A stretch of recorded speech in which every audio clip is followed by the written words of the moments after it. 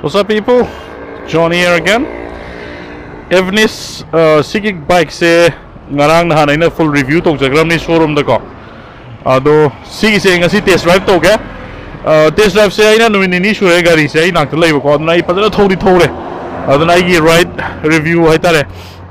Gari se kamai to ko lena me adu chara ke adu I experience hai tare ko. No ni aina nak tham da ga I se padala thorom ni gari se. Yamna no hai ado me am su happy uchara ke kamai to ke have to ko gari se.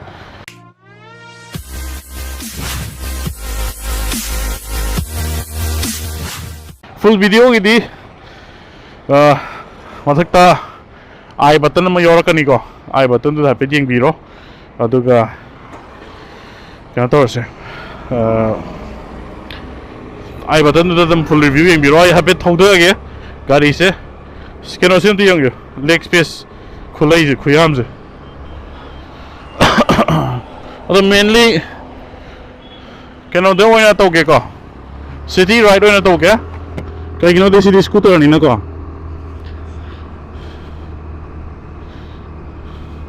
gari sige ang nunungay ba na magi sit se swai taro wang khat leba ako gi bike ki type ko aduna sit se wang khat panina sitting position je ang nungai ba tare activa ko ma thogo sina kang flat oi ba to we ko ado ta ga du si sina di ang wang khat panina nungai ai tare display is negative LCD ni adam phajana visible phajana oi nungsa yamna sara ga su I think 53 km/h thori ado magi yam nungai bamna accelerator se kahtar gari khar di akhone accelerator se khitang lekhat pada chang pungam da bai khangchong wai da ma to widna ado gi experience to phobira mani mem ko mainly akhone electric vehicle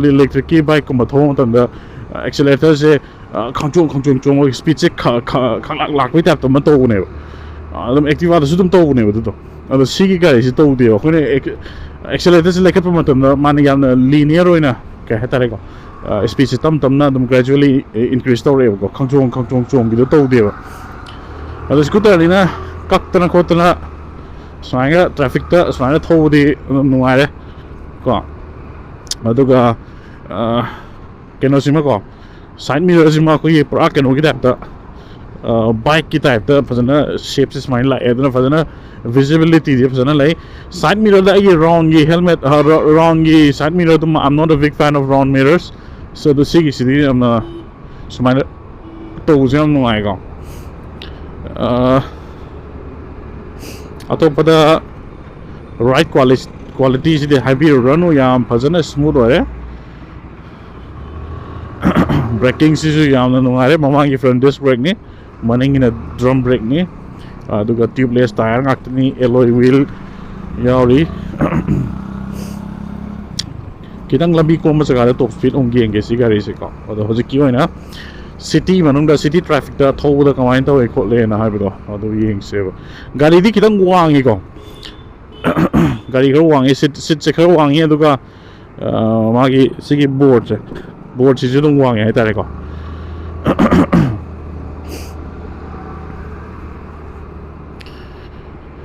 mileage the 40 plus the perang mani machi compulsory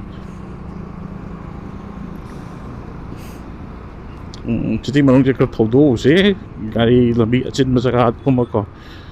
ka thodo se ako ma jaga da ka thodo se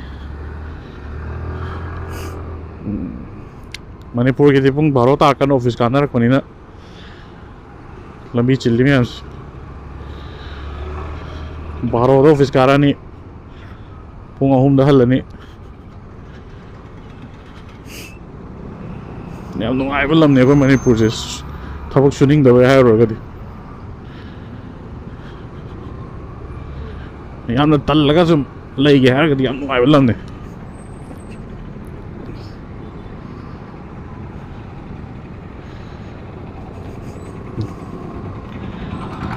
traffic is minus slow thobo gi ko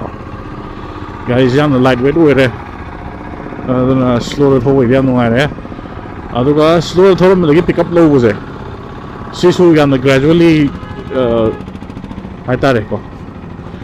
henkle e aduna pick up low dus nungai ba haitare ko gari chwana sakaka aga do haina hai thogi yam nungai ba haitare ko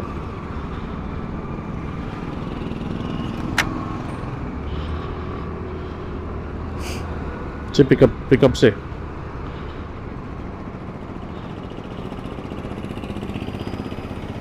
gari se aina nahan Friday numitagi thammani ai mafam sida ko ai yumda thamakpane makhoi showroom na pirakpani ado matik maya de yam thongna re ko yam san dem to thogdri ado yam aingon de yam nungai bhai tar akhoi gi family je loina bak sigai ya loi nungai hare aina loi thon mani akhoi mare thole ado ai no pa thole ai wife thole loina bak nungai hai ko gari se ado ai samang na so hojik se kana thogdora ai aduna ai wa yam nungai gari yam nungai sigai yam nungai Suzuki Avenis on road price ta 1,05,000 something lai bani full review do dum yeng view I button yaurakani ko description da su ai dum hapsarakya masigi full review to gi bagi ko ado ai hojik la test ride review ni aina tawri sina sidai da positive negative me am do ai loina bak point out torga loi haijarakya bako hojik baki oina de ai negative points yaudri sige makhagi flat bottom se siju am team view ko ana pra flat bottom oi bani na khong tham de am nu ain tham he tare so tawra aduga sige sida charger yaubani ko USB port yaubani seda phone ke loi tham ra loi yare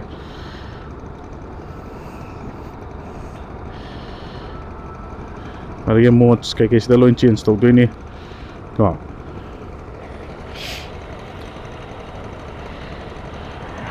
aro display se negative point hai do ra khang de si se display se kita colorful he ninge ko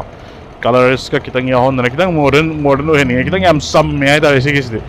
display se negative LCD video ai functional oil loina bak information loina bak yaw yo tara ga su kitang colorful ho he ning bai ta animation kitang happening mo do ado atopa build quality loina bak nungai yamna fai color schemes is yamna premium over color hapa male aduga braking adagi magi atopa yamna cheap over part yaudi bako ado scooter oibagi bisu maina visor gum de kitang happening hai ta scooter da visor hapa se masaga am phajab ne hapak te ba te am ta kadare Vespa da gasu hapsal lagari yam Italian look kama yam sanga yam phajab ne ado scooter da visor hapase kya hamna desh maina macha oina towe ado ai wakhan happening ai tare atopa negative points ta yam kanna yaudri asu ko gi oina yeng asi suspension si yam kanna hard oide soft oil suspension se aduna dum city ride ki di dum kai tare ga top speed am ti yeng si ko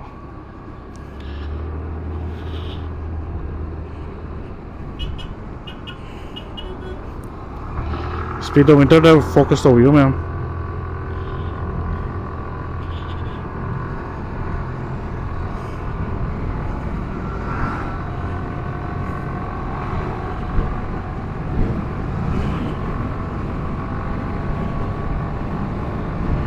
full acceleration ne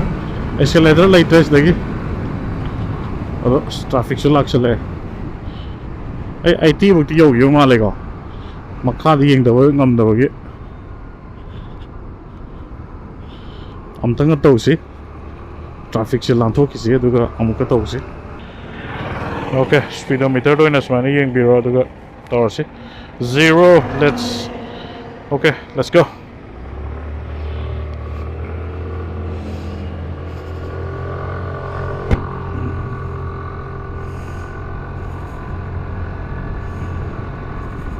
अरे हम ले में stay horse let's go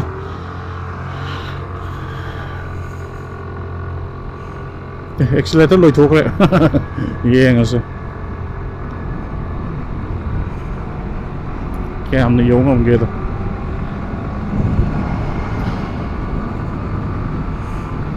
traffic lag chale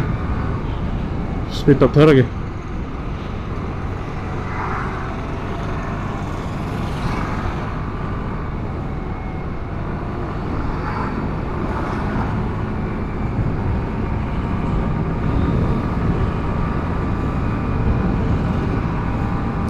90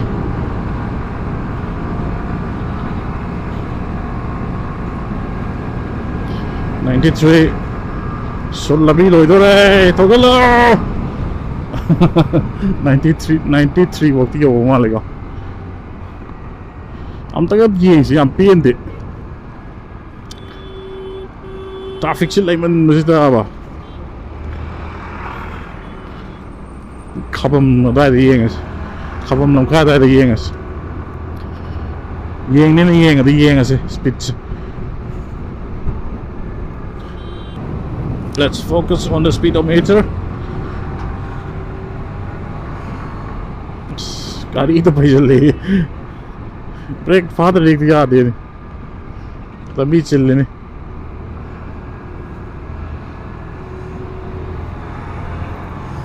let's do it again.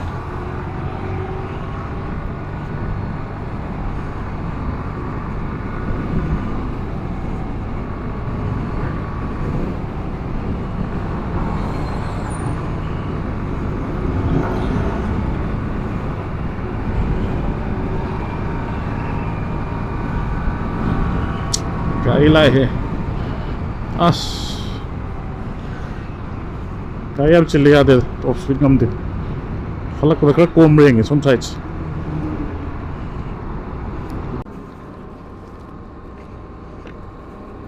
Okay, sit down again. Top speed, let's go. 50 60 70 80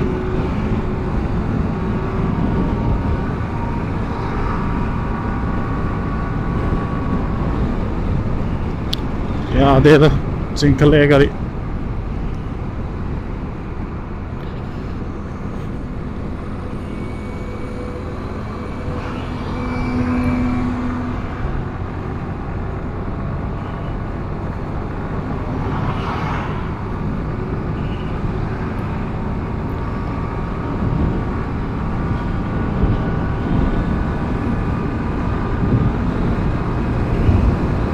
wind blasting over it 90 I think I can do 100 90 90 92 come on gari hange togolo ne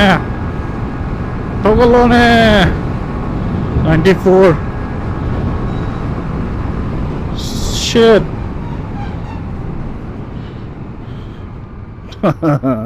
is this coming to I know it okay yaad rahe top speed 94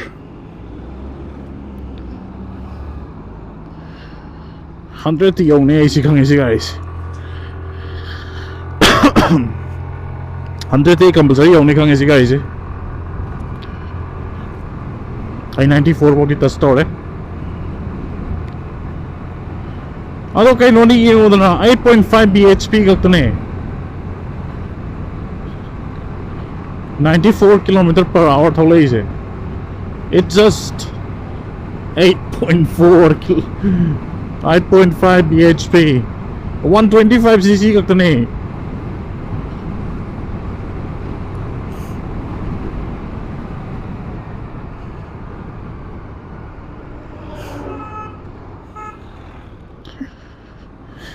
0 to 100 drag rest ho siya yani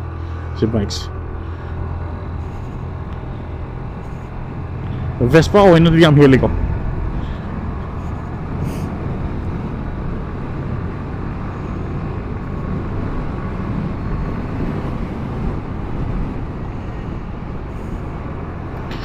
sige price 1 lakh ki price range da Activa ko Honda Activa fangani adagi Suzuki ki sige Avenis fangani adagi TVS ki N-Torque fangani Yamaha ki Fascino fangani sim music competition ngakni ko adagi atopa bikes ta